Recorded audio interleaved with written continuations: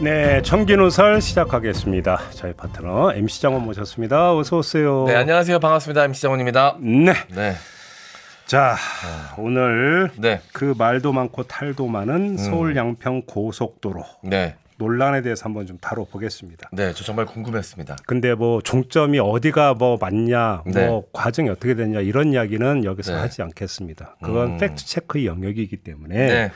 이 자리에서 뇌피셜로 할 수 있는 이야기가 아니고 네. 그렇기 때문에 그런 이야기가 아니라 저는 딱 하나에만 초점을 맞췄는데요. 네. 바로 지른 다음. 지른 다음이 어떤 모양새가 연출이 될 거냐. 딱 네. 여기에만 초점을 맞춰서 지금부터 제가 말씀을 드리겠는데 네. 지른 다음 무엇을 질렀느냐? 원희룡 장관님께서 질렀습니다. 네. 서울 양평 고속도로 건설을 백지화하셨죠. 전면 백지화 선언을 했습니다. 네. 속칭 질렀죠. 지른 다음이 어떻게 되겠느냐. 네. 그 정치적 측면에 대해서 이야기를 하고자 하는 건데 결론부터 말씀을 드리면 국민의힘엔 불이 붙었고 민주당에 꽃이 피었다. 네. 이렇게 정리를 네. 해야 될 것 같습니다. 결론을 먼저 말씀을 드리는데요. 네. 이렇게 결론을 도출하는 근거를 지금부터 하나하나 한번 좀 살펴보도록 하겠습니다. 원희룡 장관이 지난 6일이었습니다. 지난주 목요일. 상기된 표정과 격한 노조로 서울 양평 고속도로 건설 백지화를 선언을 했습니다. 네. 그리고 나서 나온 결과가 뭐냐? 하락이었습니다. 네. 무엇이 하락했느냐? 지지율이 하락했습니다. 리얼미터가 미디어 트리뷴 의뢰로 3일부터 7일까지 전국의 성인 남녀 2,530명을 대상으로 실시한 여론조사 결과인데요. 유튜브에서 이런 얘기 해야 되나? 나머지 사항은 중앙선거 여론조사 심의위원회 홈페이지를 참고하시면 되는데 네. 이 조사를 해봤더니 윤석열 대통령 지지율이 전주 대비 2.9%포인트 하락한 39.1%로 나왔습니다. 네. 중요한 것은 이 리얼미터 조사는 매일 하기 때문에 하루하루 이 추이를 잡을 수 있는데 네. 그러니까 윤석열 대통령의 지지율이 4일 그러니까 원희룡 장관이 속칭 지르기 전에는 40.8%였어요. 그런데 6일 34.9%로 확 떨어져 버립니다. 이틀 만에 5.9%포인트가 하락을 했는데 이게 결국은 원희룡 장관의 이른바 지름 네. 때문 아니냐라고 하는 게 일반적 분석입니다. 여론조사를 담당했던 쪽에서 분석도 이렇더라고요. 그다음에 또 하나 주목해서 봐야 될 것은 지역별 추이인데요. 인천 경기 지역에서 3.4%포인트가 하락했어요. 그러니까 평균은 2.9%포인트가 하락을 했는데 인천 경기는 그보다 하락폭이 더 큰 거죠. 3.4%포인트고 서울은 4.7%포인트가 하락을 했어요. 그러니까 평균 하락치보다 수도권 지역의 하락치가 그러네요. 더 큰 거예요. 네. 그래서 제가 말씀을 드린 겁니다. 원희룡 장관이 불질러 버렸다. 그래서 그 불이 국민의힘을 태우고 있다. 이렇게 일단 정치적으로 해석을 할 수 있다라는 것이죠. 네. 저는 개인적으로 또 궁금했던 건 이 국토부 장관이 이런 불을 지를 권한이 있는가도 좀 궁금했거든요. 그건 좀 이따 제가 말씀드릴게요. 이따 말씀해 주시죠. 예. 알겠습니다. 되게 궁금하더라고요. 아무튼 네. 옳고 그른 걸 떠나서 정치적으로 이런 상황이 그러니까 펼쳐지니까 국민의힘에서는 벌써 출구를 모색하는 것 같습니다. 네. 여당 고위 관계자가 이런 말을 했다고 언론 보도가 나왔어요. 그대로 읽어드리면 네. 공식적인 주민 소환 투표는 아니더라도 그 결과를 갖고 여야 간에 따르자고 할 수는 있다. 민주당도 김건희 여사 얘기를 하지 말고 국민의힘도 전 양평군수 얘기를 하지 않기로 하고 여야 간 합의에 법적 구속력을 갖도록 하는 시기다. 이렇게 이야기를 했습니다. 근데 제가 볼 때 이건 말이 안 되는 얘기예요. 네. 왜 말이 안 되냐면 되게 혼동을 하고 있는데 일단 주민 소환 투표라고 했잖아요. 네. 주민 투표하고 주민 소환 투표조차 지금 구분하지 않고 지금 이야기를 하고 있어요. 주민 소환 투표는 네. 뭔가 법률을 어긴 지자체장을 끌어내리는 네. 게 주민 소환 투표예요. 그러니까 이건 엄밀하게 얘기하면 주민 투표를 이야기를 해야 되는 거죠. 네. 그런데 주민 투표로 놓고 보더라도 이건 국책 사업이에요. 다시 말해서 양평군 지자체가 그 수행하는 양평군만의 지방 행정 사업이 아니라는 거예요. 그렇죠. 국책 사업이기 때문에 주민 투표에 붙일 수 있는 성질의 문제가 아니라는 거예요. 네. 물론 그래서 여당 관계자가 이걸 몰랐던 것 같지는 않아요. 그래서 공식적인 투표는 아니다라고 선을 그은 걸 보면 뭐 그건 알고 이야기를 한 것 같은데 그렇다고 치고 근데 더 궁금한 건 그래서 그러면 투표에 올리는데 양서면안을 올리자라는 겁니까? 강상면안을 올리자는 겁니까? 네, 이게 가장 이 논란의 핵심인데 그러니까. 이건 어떻게 하겠다는지 얘기는 또 없네요. 그러면 두 개를 다 올려가지고 그러니까 더 높은 지지를 받는 걸로 그냥 그렇게 추진하는 겁니까? 불가능하죠. 현실적으로 불가능한 이야기죠. 아니 그러니까 그 뭐 이게 뭐 지방 행정이든 국책이든지 네. 그 정부 정책을 이렇게 펴면 되게 심플하죠. 그때마다 여론조사로 해서 다 결정하면 되지 뭐 어렵게 가요. 그러니까요. 그렇지 않습니까? 네. 근데 더 중요한 점은 이런 게 아니고요. 지금 제가 말씀을 드린 건 이게 제도에 따른 제도와 원칙에 부합하는 이야기냐 아니냐 요걸 말씀을 드린 거고 그건 이 정도로만 하고요. 더 중요한 점은 정치적인 측면인데요. 제가 볼 때는 자충수라는 거예요. 만약에 주민투표를 그러니까 진짜로 밀어붙인다면 네. 그건 제가 볼 때 정치적 자충수로 귀결될 거다. 저는 그렇게 보는데 왜 그렇게 보느냐. 아마도 국민의힘은 이 양평군이 전통적으로 국민의힘 지지 지역이었다는 점을 아마 고려를 하고 있는 것 같아요. 네. 뭐 실제로 그러했어요. 일단 유리한 상황이다. 그렇죠. 네. 그러니까 주민투표에 붙이면 아무래도 이제 여기 어떤 전통적인 어떤 표심을 볼 때 우리한테 유리하지 않겠느냐. 요걸 네. 깔고 아마 이야기를 한 것 같은데 그런데 만약에 이걸 가지고 주민투표를 한다면 양평 군민들에 의해서만 이루어지는 지역 현안에 대한 다시 말해서 고립된 섬에서 이루어지는 투표가 아니라는 거예요. 이번 투표는. 그게 아니라 전국화된 이슈를 갖고 하는 투표가 돼버려요. 네. 그렇게 되지 않겠습니까? 네. 그런데 이게 바로 대표적인 게 뭡니까? 오세훈 서울시장 시절의 무상급식 주민투표예요. 이거였잖아요. 네. 이게 엄청난 정치적 논란을 그러니까 가져온 바가 있었지 않습니까? 그래서 어떻게 됐습니까? 그 결과는 이미 다 알고 있습니다. 그렇게 해서 이게 양평 군민들이 갖고 있는 전통적인 표심이 있으니까 이렇게 나올 거다라는 보장이 없다라는 거예요. 네. 만약에 거꾸로 나와버리면. 근데 이거보다 더 중요한 문제가 이게 절차라는 게 있지 않습니까? 만약에 실제로 시행을 한다면 절차라는 게 있기 때문에 당장 내일 뚝딱 투표할 수 있는 게 아니거든요. 네. 그러면 몇 달이 걸려요. 그러면 올 끝 무렵에 투표가 이루어지는 거거든요. 그럼 이게 뭐가 돼버리냐면 총선을 예열시켜 버리는 거예요. 그렇네요. 시기적으로. 네, 시기적으로 총선을 예열시켜 버리는 거예요. 그렇게 되어버리면서 오히려 이 이슈, 네. 더 이 논란, 이 의혹이 오히려 더 오래 살아가요. 수명을 더 연장시켜 주는 거예요. 네. 그렇죠. 수명을 연장시켜 줄 뿐 아니라 수위를 올려버려요. 파괴력을 더 키워버리는 거죠. 네. 그래서 만에 하나라도 국민의힘이 원하는 선거 결과가 투표 결과가 안 나버리면 그 부메랑은 어마어마한 어떤 강도의 부메랑으로 돌아올 거라는 거예요. 그래서 제가 자충수라고 말씀을 드리는 거예요. 네. 국민의힘 입장에서 이거는 자충수다. 근데 거꾸로 민주당 입장에서 이게 꽃놀이패예요. 그래서 아까 꽃이 피었다고 말씀을 드린 게 그건데. 네. 자, 국민의힘이 잡고 있는 것은 제가 볼 때는 가장 근본적인 오류는 이걸 정책 사안으로 바라보고 있다는 거예요. 근데 국민의힘은 이걸 정책 사안으로 바라보니까 주민투표를 하자마자 이런 얘기가 나오는 네, 거 아니겠습니까? 그렇겠죠. 근데 민주당은 이걸 정책 사안으로 바라보는 게 아니라 비리 사안으로 바라보는 거예요. 네. 그렇죠? 네. 그러니까 정책 문제는 합의를 지향하지만 비리 문제는 규명과 처벌을 지향을 한다. 그렇죠. 네. 그러니까 민주당 입장에서 이건 사법 트랙 위에서 내달릴 가능성이 너무 높다라는 거예요. 여기서 민주당이 꺼내들 수 있는 카드는 한두 가지가 아니에요. 예를 들어서 뭐 국정조사 이런 어떤 기본적인 걸 빼고 말씀을 드리는 네. 건데 이번 사건을 뭐 이제 김건희 로드라고 이제 명명을 했던데 김건희 로드를 넘어서 양평 게이트로 규정을 하고 네. 특검을 추진하면 어떻게 되겠습니까? 네. 특검 얘기 그러니까 스멀스멀 지금 나오고 있지 않습니까? 네, 나오고 있습니다. 그다음에 유승민 전 바른정당 대표가 그 이른바 원희룡 장관의 지름에 대해서 직권남용에 해당할 수도 있다고 이미 이야기를 했어요. 네. 그래서 원희룡 장관을 직권남용 혐의로 고리를 걸어서 처벌을 추진하면 어떻게 되겠습니까?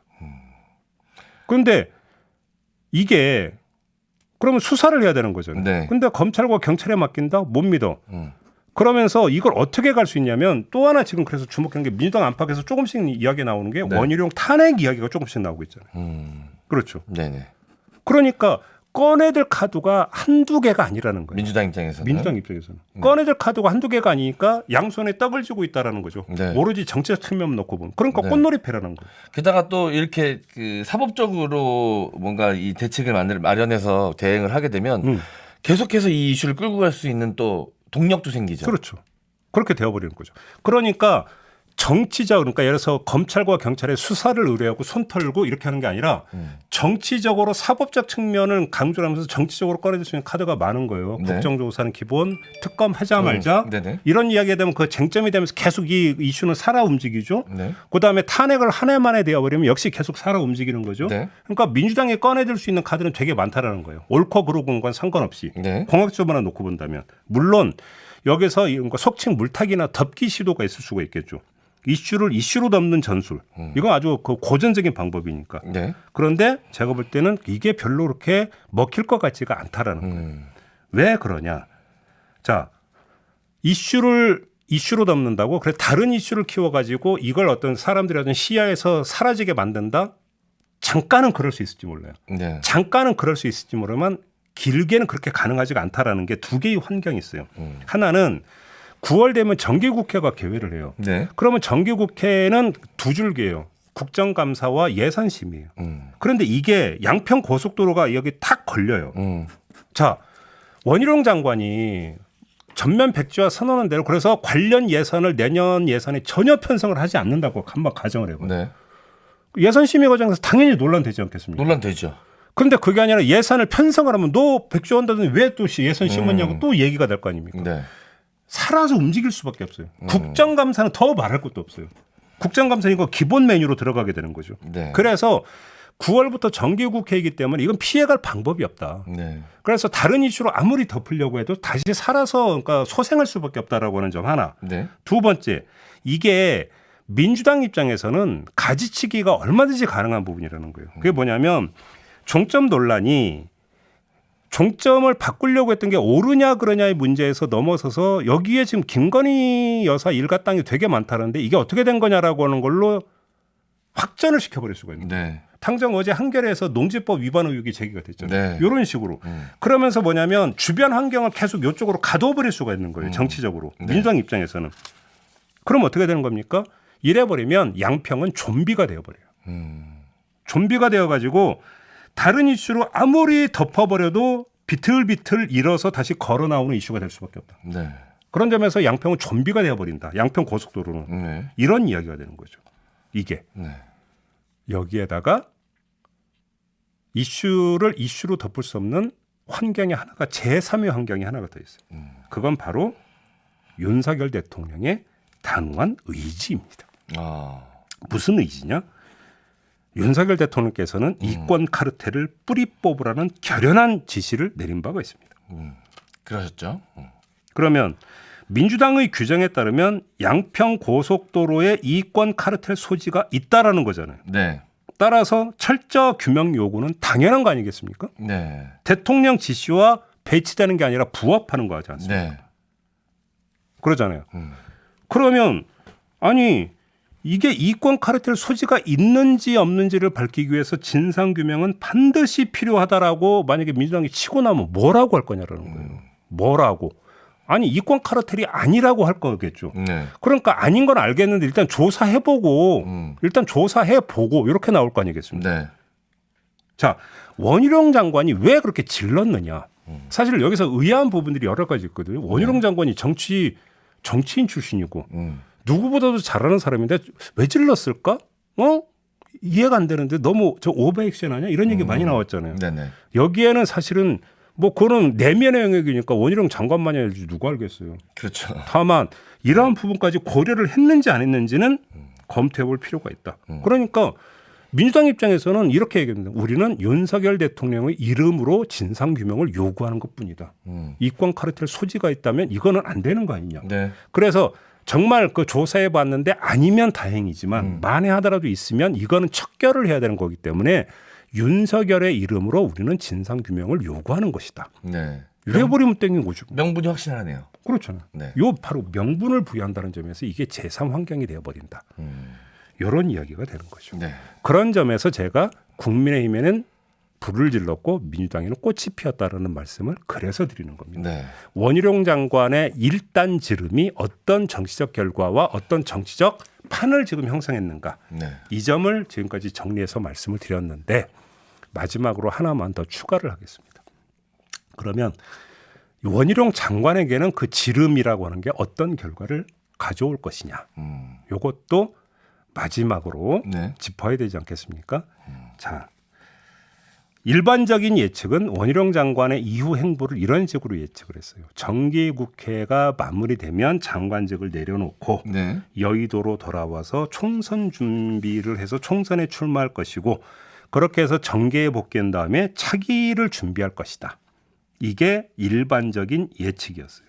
그런데 한번 가정을 해봅시다. 지금 민주당 압박에서 조금씩 언급되고 있는 원희룡 장관 탄핵을 만약에 정말로 추진한다면 어떻게 되느냐?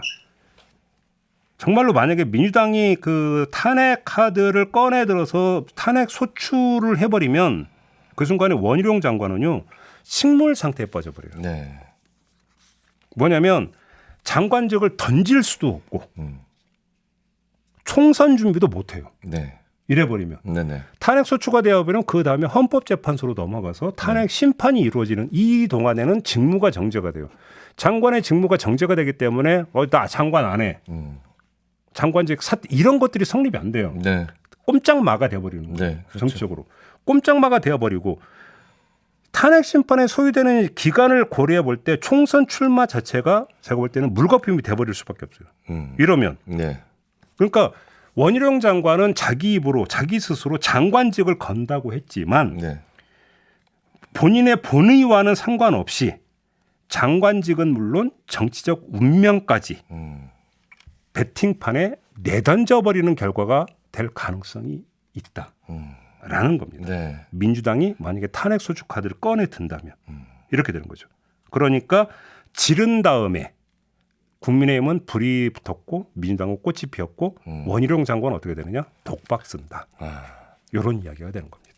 만약에 민주당이 그렇게 한다면 네네. 이라는 조건을 달고 말씀을 드리는 겁니다. 네. 여기까지입니다. 말씀을 듣고 나니까 과연 원희룡 장관은 어떤 생각으로 왜 그렇게 갑작스럽게 불을 지른 것인가 더 궁금하게 되네요. 화가 나서 민주당이 근거 없는 가짜 거짓 선동을 하는 것에 화가 나서 화가 나서 일단 앞뒤 재지 않고 일단 불을 지른 것이다. 그렇죠. 그런데 그 파장이 너무 큰데요. 본인에게도 그리고 정부 여당에게도 이 영향이 너무 큰데요. 그것도 부정적 영향이. 화가 나서 그랬다고 이해를 하면 그 다음에 따라붙는 이야기는 그럼 다른 장관은 화도 못 내는 장관들이냐. 그건 아니지 않겠습니까? 네네. 사귀는 거죠. 그렇죠. 네. 그죠? 그러면 화가 났다고 화를 그대로 그냥 그 여과도 하지 않은 상태 바로 그냥 쏘아붙이는 것이 장관으로서의 올바른 처신이냐 네. 라는 얘기는 그 다음에 따라붙는 건데 그건 뻔한 얘기니까 제가 안 했습니다. 저는 이번 사안이 터지고 나서 지난 정권의 한 사건이 좀 떠올랐습니다. 어떤 사건이요? 그 문재인 정부 당시 서울시 보궐선거도 실패의 원인이 됐고 그 이후 정권 교체에 저는 또 원인도 크게 작용했다라고 보는 LH 사태. 이것도 굉장히 사안이 심플하고 간단했거든요. 그래서 국민들이 이해하기 편했습니다. 근데 이때 당시 대응을 정부 여당이 좀 초기 대응을 좀 소극적으로 했어요. 네. 그러면서 이제 국민들의 공분을 더 키운 측면이 있었거든요. 이번 사안도 좀 비슷한 게 굉장히 사안이 심플합니다. 그렇죠. 이해하기가 편해요. 그리고 또 수도권 지역 같은 경우는 그 주말에 이 양평 이쪽으로 그 도로를 이용하시는 분들이 굉장히 많습니다. 그쪽에 수상 레저를 즐길 수 있는 공간들도 많고 펜션들도 많기 때문에 지금 1년 중에 가장 그 길이 막히는 시기예요. 그렇죠. 지금이. 그 도로 이용률이 가장 높은 시기입니다. 겨울 되면 또 스키장 가는 길이죠. 네, 맞아요. 제가 그래서 그 길을 자주 다니고 대학교 시절 이제 서울 소재나 수도권 소재 대학교 다니신 분들은 MT 갈 때마다 그 길을 다닙니다. 그래서 요즘 그 길이 굉장히 많이 이용되고 있기 때문에 그 길 다니시는 분들 중에 80~90%는 이 사안 이야기를 한 번씩은 다 하실 거예요. 네. 그러니까 계속 불이 꺼지지 않는 여러 가지 소지들이 좀 존재하는 것 같다는 생각이 좀 듭니다. 그러니까요. 아까 제가 그 리얼미터 여론조사 결과를 전해드렸잖아요. 네. 그거는 여야 가리지 않고 이구동성으로 하는 얘기는 내년 총선의 그 결과는 수도권, 특히 서울에 달려 있다고 다들 얘기를 해요. 네. 그래서 지금 열심히 지금 그 계산기 두드리고 있거든요. 네네. 그래서 뭐 이제 몇 석 이런 얘기가 이제 스멀스멀 그러니까 나오는 것도 그냥 그 희망상으로 나온 게 막 두드려서 나오는 얘기인데 네. 거기서 지금 서울의 향배가 지금 오리무중이다. 이런 얘기들을 해요. 네네. 근데 아까 제가 전해드렸죠. 그리고 나서 인천 경기의 낙폭보다 서울의 낙폭이 더 컸죠. 네네. 평균치보다 훨씬 더 컸죠. 네. 이게 만약에 지속이 된다고 가정을 해보세요. 지속이 된다고. 이게 진짜 가짜 뉴스고 거짓 선동이고 이런 거고 상관없이 네. 지금 그걸 어떤 그 국민들이 어떻게 받아들이냐는 현실이잖아요. 네. 근데 만약에 서울 시민들이 이렇게 받아들이면 이거는 총선에 빨간불도 보통 빨간불이 아닌 게 돼버리는 거예요. 시빨간불이네요. 그러니까 이건 뭐냐면 엄청난 지금 폭탄이 터질 일보 직전에 와 있다고 지금 국민의힘은 긴장할 수밖에 없는 거죠. 이것이. 계속 이 물타기에 집중하실 때가 아니라는 생각이 좀 드네요. 그러니까 문제는 원희룡 장관 같은 경우는 결백하다. 정말 아닌데 민주당이 거짓 선동을 하고 있다라고 하는 그 억울한 심정과 너무나 그 분통 터지는 심정 때문에 질렀을 가능성도 저는 있다고 봐요. 네네. 배제하지 않겠습니다. 그런데 문제는 그 지름이 그러면 본인의 생각대로 지금 국민들에게 그리고 서울 시민들에게 전달이 되고 있느냐 아니면 뭔가 있으니까 저랬겠지 라는 걸로 오히려 역으로 전달되고 있느냐를 본인이 반추를 해봐야 된다라는 거죠. 네. 오히려 여론조사 결과만 놓고 보면 후자족 아니냐는 거죠. 그런 거 아닙니까? 네네네. 그러지 않고 저렇게 낙폭이 떨어질 이유가 없는 거잖아요. 오히려. 네. 알겠습니다. 이 물타기 할 때 필요한 양의 물의 양보다 불 끌 때 쓰는 물의 양이 훨씬 많을 거 아닙니까? 또 명언 나오네. 적은 물로 물타기만 하려고 안 된다. 지금 불이 났는데. 예, 뭐 역시 네. 이 센스. 네. 진압할 물이 필요하다. 이런 생각이 좀 듭니다. 근데 화재 문제는 진압. 이게 아까 제가 좀비라고 표현을 했잖아요. 물 갖고 안 될 것 같다. 네. 그렇죠. 여러 가지 환경상. 네. 이런 말씀. 진압이 쉽지 않을 것이다. 네. 아무튼 뭐 저는 어떤 이 그 노선 종점 변경의 뭐 배경과 진실과는 상관없이 네네. 정치적 측면을 가지고 한번 좀 진단을 해봤는데요. 네. 문제는 아마 여야 정당이 다 아마 지금 뭐 분석을 하고 있을 거예요. 분석을 하고 아마 거기서 이제 전략을 세우겠죠. 그래서 어떤 선택지가 있는지를 한번 좀 쫙 가름을 하기 위해서 지금 말씀을 드렸으니까 오늘 제가 말씀드린 걸 포인트 삼아서 네. 여야가 어떻게 나오는지 한번 좀 잘 지켜보시라. 네. 그런 말씀을 좀 드리면서 네. 오늘 청기누설은 끝내도록 하죠. 네. 네, M장 수고하셨고요. 저도 함께 물러가겠습니다. 고맙습니다. 감사합니다.